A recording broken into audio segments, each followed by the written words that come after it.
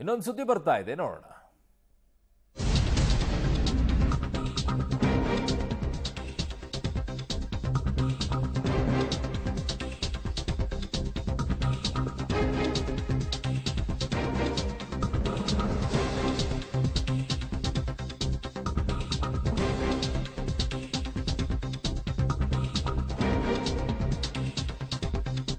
ಓಹೋ, ಇದು ಇಲ್ಲಿಯವರೆಗೂ ಕೂಡ ಪುಂಡರ ಹಾವಳಿ ಇತ್ತು. ಈಗ ಪುಂಡರ ಗ್ಯಾಂಗ್ ಅಲ್ಲಿ ಈಗ ಲೇಡಿ ಬೇರೆ ಸೇರ್ಕೊಂಡಿರೋದು. ಚಿಕ್ಕಬಳ್ಳಾಪುರದಲ್ಲಾಗಿರೋದು ಹೈವೇಯಲ್ಲಿ ಅಡ್ಡಾದಿಡ್ಡಿ ಬೈಕ್ ಚಲಾಯಿಸಿದ್ದು ಈ ಟೆಕ್ಕಿ ಪ್ರಶ್ನಿಸಿದ ಬೈಕ್ ಸವಾರನಿಗೆ ಚಾಕು ಇರಿದಿದ್ದಾಳೆ ಲೇಡಿ ಟೆಕ್ಕಿ ಅಂತ. ಇಲ್ಲಿ ನೋಡಿ, ಹೈವೇಯಲ್ಲಿ ಅಡ್ಡಾದಿಡ್ಡಿ ಬೈಕ್ ಚಲಾಯಿಸಿದ್ದೆ ಮೊದಲನೇ ತಪ್ಪು. ಯಾಕಮ್ಮ ಹಿಂಗೆ ಚಲಾಯಿಸ್ತಾ ಇದೀಯಾ ಅಂತಂದ್ರೆ ಚಾಕು ತಗೊಂಡು ಇರಿತಾಳಂತೆ. ಅವಳು ಇರಿದು ಬಿಟ್ಟಿದ್ದಾಳೆ, ಆಲ್ರೆಡಿ ಇರಿತಾಳೇನು. ಚಿಕ್ಕಬಳ್ಳಾಪುರದ ವಾಪಸಂದ್ರ ಸೇತುವೆ ಬಳಿ ಈ ಘಟನೆ ನಡೆದಿದೆ. ಎಣ್ಣೆ ಕಿಣ್ಣೆ ಕುಡಿದಿದ್ರು ಅಥವಾ ನಾರ್ಮಲ್ ಸ್ಟೇಜಲ್ಲಿದ್ರು ಅಥವಾ ಏನು ಬೇರೆ ಏನಾದರೂ ಸೇವನೆ ಮಾಡಿದ್ರು.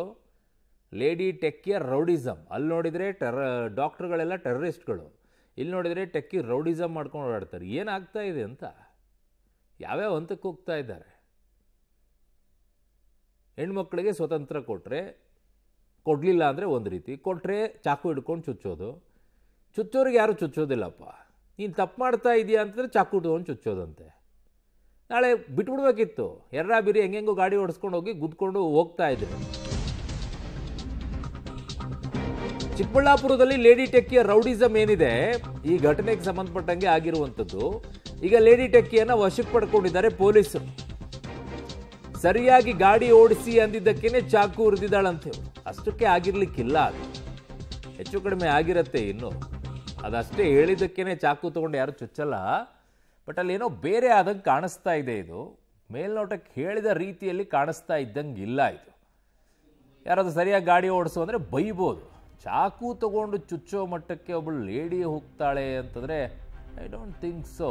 ನೋಡೋಣ, ನನ್ನ ಹೆಚ್ಚಿನ ಮಾಹಿತಿಯನ್ನು ಪಡ್ಕೊಳ್ಳೋಣ ನನ್ನ ಸಹೋದ್ಯೋಗಿ ಮುದ್ದುಕೃಷ್ಣರಿಂದ. ಮುದ್ದುಕೃಷ್ಣ, ಈಗ ಈ ವಿಚಾರದಲ್ಲಿ ಕೇವಲ ಗಾಡಿ ಸರಿಯಾಗಿ ಓಡಿಸು ಒಂದು ಮಾತ್ರಕ್ಕೆ ಚಾಕು ಚುಚ್ಚಿದ್ದಾಳೆ ಅಂತಂದರೆ ಏನೋ ಸಮಥಿಂಗ್ ವೆಂಟ್ ರಾಂಗ್ ಅನ್ನಿಸ್ತಾ ಇದೆ ನನಗೆ. ಬಟ್ ಅಲ್ಲಿ ಅದು ಒಂದೇ ಇದ್ದಂಗಿಲ್ಲ, ಬೇರೆ ಏನೋ ಮಾತಿನ ಚಕಮಕಿ ಆಗಿರುತ್ತೆ, ಇಬ್ಬರ ನಡುವೆ ವಾಗ್ವಾದ ಆಗಿರುತ್ತೆ, ಅಂಥದ್ದೇನಾದರೂ ಆಗಿದೆಯಾ ಅಥವಾ ಇಲ್ವಾ? ಏನು ಸಿಗ್ತಾ ಇದೆ ಪ್ರಾಥಮಿಕ ತನಿಖೆಯಲ್ಲಿ?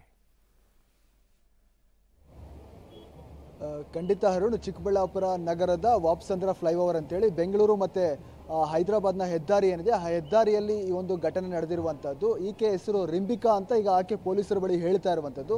ಈಕೆ ತನ್ನ ಸ್ಕೂಟಿಯಲ್ಲಿ ಬಾಗೇಪಲ್ಲಿ ಕಡೆಯಿಂದ ಟುವರ್ಡ್ಸ್ ಬೆಂಗಳೂರು ಕಡೆಗೆ ಹೋಗ್ತಾ ಇದ್ಲು ಅನ್ನೋಂಥ ಮಾಹಿತಿ. ಆ ಸಂದರ್ಭದಲ್ಲಿ ಈಕೆ ಜಿಗ್ಜಾಗ್ ಆಗಿ ಅಂದರೆ ಯದ್ವಾ ತದ್ವಾ ಅಡ್ಡಾದಿಡ್ಡಿಯಾಗಿ ತನ್ನ ಸ್ಕೂಟಿಯನ್ನು ಚಾಲನೆ ಮಾಡ್ತಾ ಇದ್ಲು ಅಂತಕ್ಕಂಥದ್ದು ಇತರೆ ವಾಹನ ಸವಾರರು ಹೇಳ್ತಾ ಇರುವಂತಹ ಮಾಹಿತಿ. ಹಾಗಾಗಿ ಹಿಂದ್ಗಡೆ ಬರ್ತಾ ಇದ್ದಂತಹ ಬೈಕ್ ಸವಾರ ನಿಖಿಲ್ ಅಂತೇಳಿ ಮತ್ತೆ ನರಸಿಂಹಮೂರ್ತಿ ಇಬ್ರು ಕೂಡ ಒಂದೇ ಫ್ಯಾಷನ್ ಪ್ರೋ ಬೈಕ್ನಲ್ಲಿದ್ರು. ಅವರು ಇದೇ ಲೋಕಲ್, ಅವರು ಚಿಕ್ಕಬಳ್ಳಾಪುರದ ಮೂಲದವರು. ಅವ್ರು ಏನು ಮಾಡ್ತಾರೆ, ಸರಿಯಾಗಿ ಗಾಡಿ ಓಡಿಸಮ್ಮ ಅಂತೇಳಿ ಆಕೆಗೆ ಒಂದಷ್ಟು ಬುದ್ಧಿವಾದವನ್ನು ಹೇಳಿದ್ರು ಅನ್ನೋಂಥದ್ದು ಇವರು ಹೇಳ್ತಾ ಇರೋಂಥದ್ದು.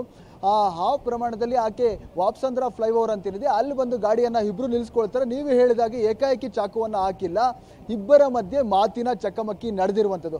ಆ ಸಂದರ್ಭದಲ್ಲಿ ಏಕಾಏಕಿ ಪ್ರವೋಕ್ ಆದಂಥ ಆ ಮಹಿಳೆ ಏನಿದ್ದಾಳೆ ಲೇಡಿ, ಆಕೆ ಬಳಿ ಇದ್ದಂಥ ಸಣ್ಣದಾದ ಒಂದು ಫೋಲ್ಡಬಲ್ ಚಾಕು ಇರುತ್ತೆ, ಒಂದು ಪ್ಲಾಸ್ಟಿಕ್ ಕವರ್ಡ್ ಚಾಕು ಏನಿರುತ್ತೆ, ಆ ಚಾಕುವಿನಿಂದ ಏಕಾಏಕಿ ಇಬ್ಬರ ಮೇಲೆ ಕೂಡ ಅಟ್ಯಾಕ್ ಮಾಡಿದ್ದಾಳೆ. ಆ ಸಂದರ್ಭದಲ್ಲಿ ಈಗ ನಿಖಿಲ್ ಅಂತ ಬೈಕ್ ಸವಾರ ಏನಿದೆ ಆತನ ಬೆರಳುಗಳಿಗೆ ಗಂಭೀರ ತರನಾದ ಗಾಯ ಆಗಿದೆ, ಮತ್ತೆ ಮೊಣಕೈ ಬಳಿ ಕೂಡ ರಕ್ತ ಬರುವಂತಹ ದೊಡ್ಡ ಮಟ್ಟದ ಗಾಯ ಆಗಿದೆ. ಮತ್ತೊಬ್ಬ ನರಸಿಂಹಮೂರ್ತಿ ಅಂತ ಹಿಂದ್ಗಡೆ ಸವಾರ ಇದ್ದ ಆತ ಜಸ್ಟ್ ಮಿಸ್ ಆಗಿದ್ದಾನೆ, ಸಣ್ಣದಾಗಿ ತರಿಸಿದಂತ ಗಾಯ ಆಗಿರುವಂಥದ್ದು. ಆಕೆ ಹೇಳ್ತಾ ಇರುವಂಥದ್ದು ನನ್ನ ಮೇಲೆ ಅನುಚಿತವಾದ ವರ್ತನೆಯನ್ನ ಮಾಡಿದ್ರು ಅನ್ನೋಂಥ ಆರೋಪವನ್ನ ಈಗ ಮಾಡ್ತಾ ಇದ್ದಾರೆ.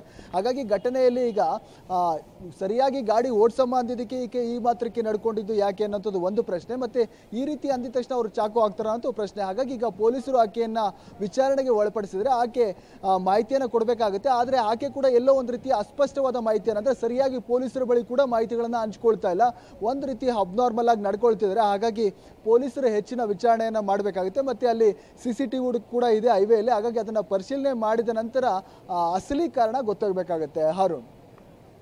ಓಕೆ ಮುದ್ದುಕೃಷ್ಣ, ಎಲ್ಲಿ ಅವಳಂತೆ ಇವಳು, ಏನು ಕತೆ ಈ ಲೇಡಿ ಕತೆ?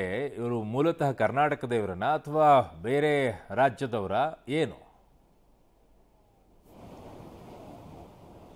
ಖಂಡಿತ ಅರುಣ್, ಪ್ರಾಥಮಿಕವಾಗಿ ಪೊಲೀಸರು ಈಕೆ ಬಳಿ ಮಾಹಿತಿಯನ್ನ ಪಡ್ಕೊಳ್ಳೋದಕ್ಕೆ ಪ್ರಯತ್ನ ಮಾಡಿದಾಗ ಆಕೆ ಅದಕ್ಕೆ ನಿರಾಕರಿಸಿದ್ರೆ ಏನನ್ನೂ ಮಾತಾಡ್ತಾ ಇರಲಿಲ್ಲ.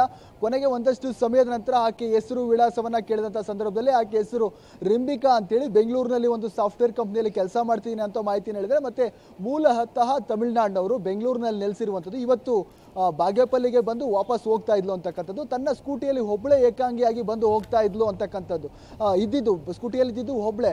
ಆದರೆ ಈ ಹೆಣ್ಣು ಮಗಳು ಒಬ್ಬಳೇ ಯಾಕೆ ಬಾಗೇಪಲ್ಲಿವರೆಗೂ ಬಂದು ಬಾಗೇಪಲ್ಲಿಯಿಂದ ಯಾಕೆ ಬೆಂಗಳೂರು ಕಡೆಗೆ ಪ್ರಯಾಣ ಮಾಡ್ತಿದ್ಲು ಅನ್ನೋಂಥದ್ದು ಕೂಡ ಮಾಹಿತಿ ಗೊತ್ತಾಗಬೇಕಾಗತ್ತೆ. ಮತ್ತೆ ಆಕೆ ಮಾನಸಿಕ ಸ್ಥಿತಿ ಸರಿಯಾಗಿದೆಯಾ ಅನ್ನೋದು ಕೂಡ ಪೊಲೀಸರು ವಿಚಾರಣೆ ಮಾಡಬೇಕಾಗುತ್ತೆ. ಆಕೆಗೆ ಒಂದಷ್ಟು ಕೌನ್ಸಿಲಿಂಗ್ ಅನ್ನ ಕೊಡಿಸ್ಬೇಕಾದಂತ ಅಗತ್ಯ ಇದೆ. ಹಾಗಾಗಿ ಕೌನ್ಸಿಲಿಂಗ್ ಅನ್ನ ಕೊಡಿಸಿದ ನಂತರ ಆಕೆ ಪೂರ್ವಾಪರ ಮತ್ತೆ ಹಿನ್ನೆಲೆಯನ್ನ ವಿಚಾರಣೆ ಮಾಡಿ ಆಕೆ ಯಾಕೆ ಈ ರೀತಿ ಪ್ರವೋಕ್ ಆದ್ಲು, ಯಾಕೆ ಈ ರೀತಿ ವರ್ತನೆಯನ್ನ ತೋರ್ಲು ಅನ್ನೋದು ಕೂಡ ತಿಳ್ಕೊಳ್ಬೇಕಾಗುತ್ತೆ. ಅರುಣ್.